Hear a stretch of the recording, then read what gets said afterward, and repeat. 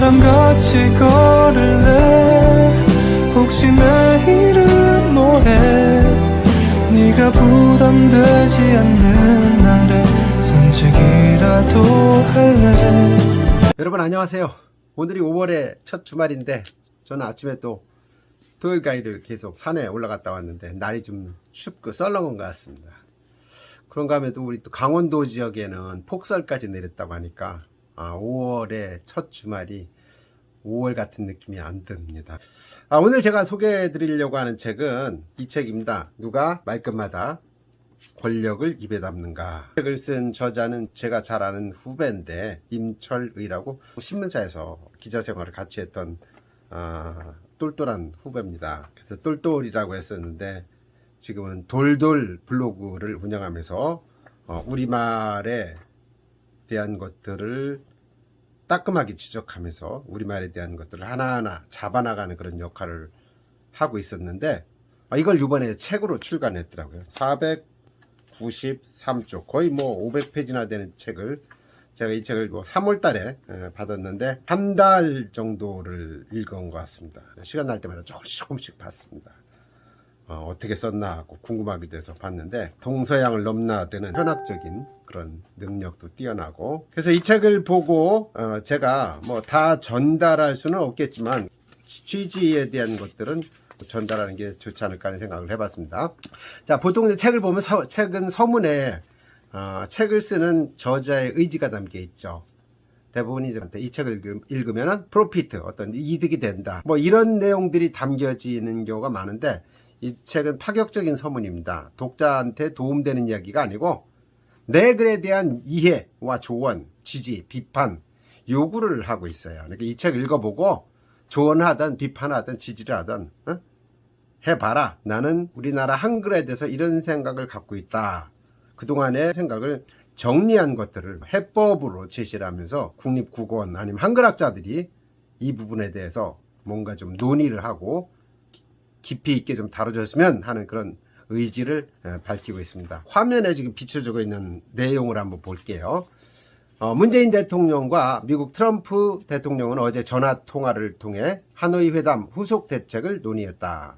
트럼프 대통령은 회담 결과를 문 대통령과 가장 먼저 공유하고 의견을 구하고 싶었다고 말한 뒤 회담 내용을 설명했다.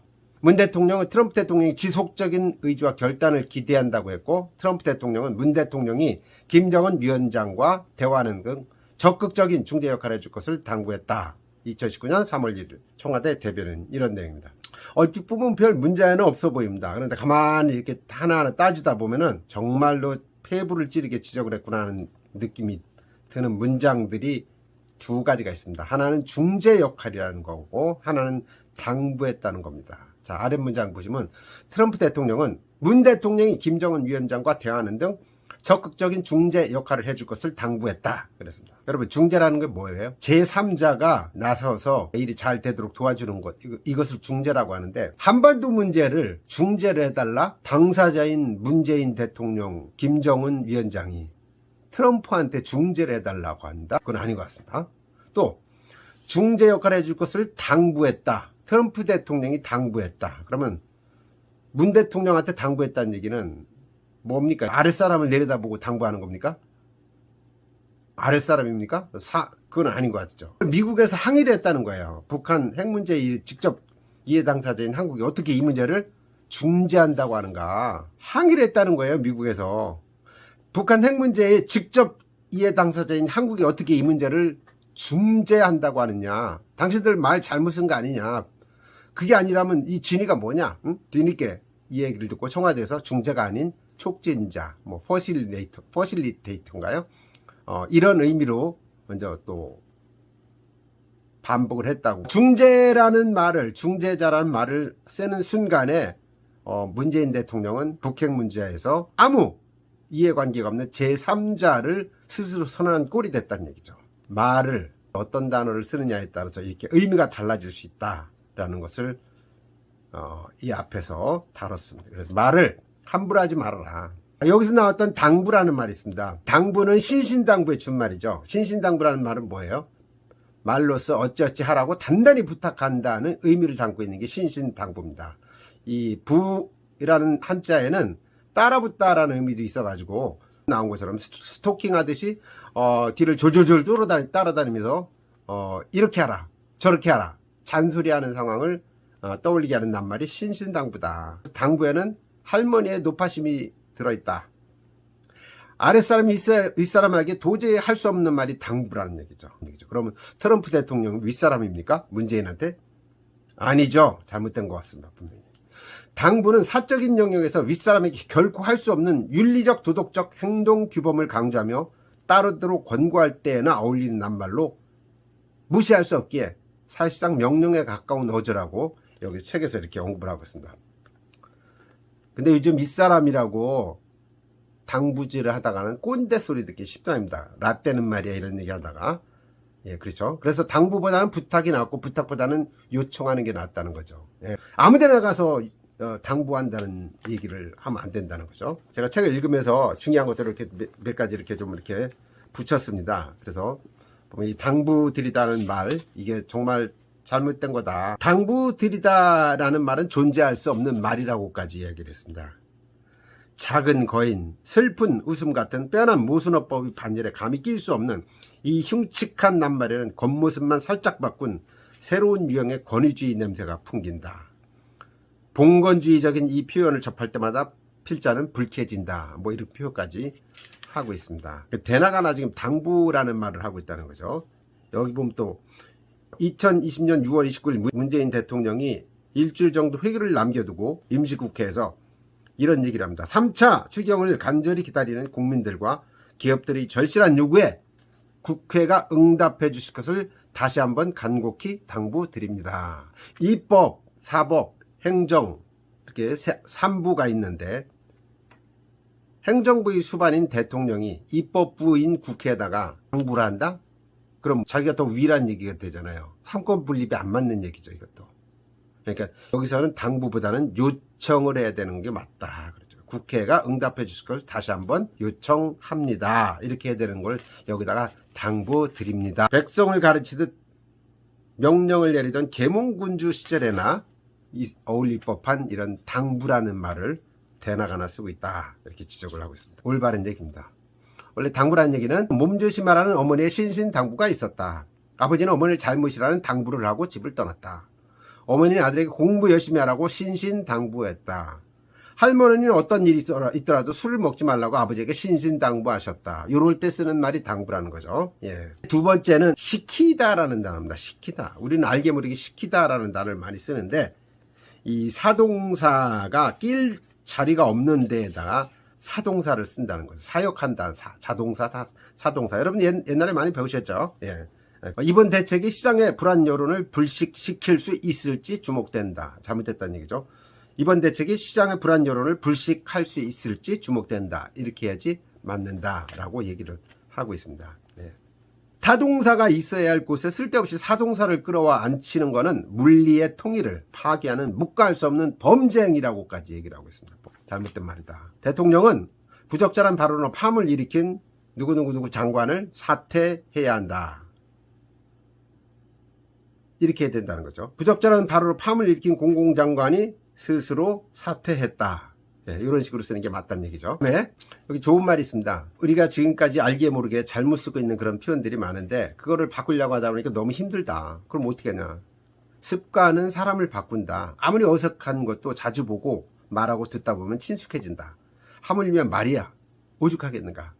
말을 바꾸지 못할 까닭은 없다. 더구나 잘못된 걸 바로잡는 일 아닌가. 더 이상 감내하며 함께 갈 수 없는 말의 부주를 생각하면 찰나의 어색함은 아무것도 아니다. 그러니까 우리 지금부터 바꾸는 연습을 해보자. 이런 얘기입니다. 구속시키다. 구속시키다는 말 자체가 사동사가 들어가 있는데 구속이라는 단어에 그걸 시키다라는 말을 쓴다는 건 잘못됐다는 얘기죠. 그런 것들을 지적을 하고 있습니다. 밑줄 친 부분들만 몇 가지 이렇게 보서 설명을 드리도록 하겠습니다. 자, 시키다는 우리말에서 더 이상 중요한 쓰임이 주어져서는 안 된다. 시키다가 우리말을 병들게 하고 병든 말이 우리의 정신을 병들게 하는 것을 놔둘 수 없다. 음식을 주문할 때도 거리낌 없이 시키다라고 말하는 우리는 정상이 아니다. 그래서 주문하다 하면 된다는 얘기죠. 아무 때나 시키다를 거리낌 없이 내뱉는 우리 의식구조는 정상인가? 우리 말에 물리는 어디에 있는가? 야, 물리가 서 있긴 한가? 잘못됐다. 우리 이렇게 하지 말자. 그래서 이제 해법을 제시를 합니다. 한자어 플러스 시키다를 제거하는 그런 공식을 발의한다. 국회에서 교육시키기 금지법을 통과해달라. 한자어 플러스 한다는 타동사다. 예를 들었습니다. 한국 치킨집과 고깃집 브랜드를 개발한 그는 K푸드를 미국에서 유행시켰다. 잘못됐다는 거죠. 한국식 치킨집과 고깃집 브랜드를 개발한 그는 K푸드를 미국에서 유행했다. 자동사이기 때문에 이렇게 해야 된다는 얘기예요. 예. 한자어 플러스 되다는 자동사가 된다. 갑자기 불어난 물이 마을을 덮쳐 주민이 고립됐다. 갑자기 불어난 물이 마을을 덮쳐 주민을 고립했다.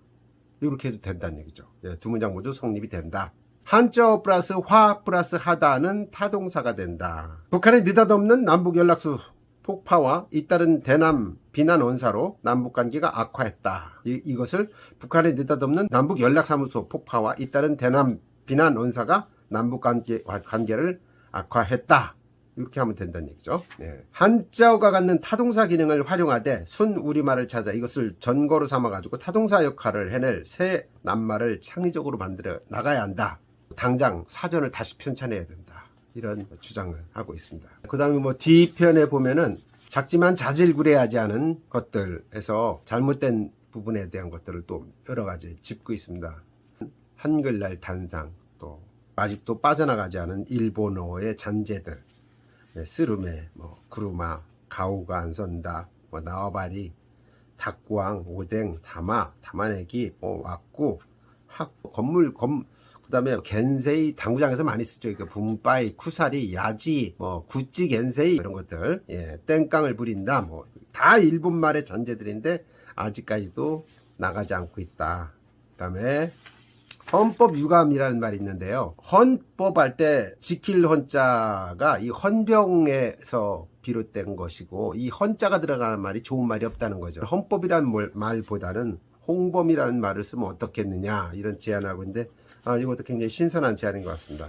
사과드립니다 이런 것보다는 사과합니다, 사죄합니다, 이런 식으로 하는 게 좋겠다. 또 임대주택보다는 임차 생활하고 있는 거니까 임차주택이라고 하는 게 맞다. 또 분리수거, 평생교육 이런 얘기하는데, 분리수거는 관 입장에서 하는 말이고 주민들 입장에서는 분리배출이거든요. 수거가 아니고 배출. 그래서 분리배출이 맞다. 평생교육도 평생 배우는 사람 입장에 평생 학습이지 평생교육은 아니다. 이런 것도 유감스럽다. 이런 이야기 지적을 하고 있습니다. 소개해드리고 싶은 게 너무 많지만은 워낙 분량이 많고 또 여기서 지적하는 부분들이 보통 사람들한테는 거리가 있는 이야기들도 좀 있어 보입니다. 그래서 국어 공부를 하시는 분들, 또 국어 교사, 또 국어 학자 이런 분들이 계시다면은 이걸 보시고 누가 말끝마다 권력을 입에 담는가, 여기서 지적한 부분들 한번 심도 있게 논의하는 그런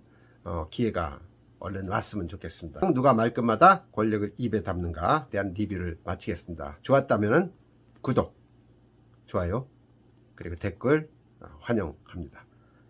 감사합니다.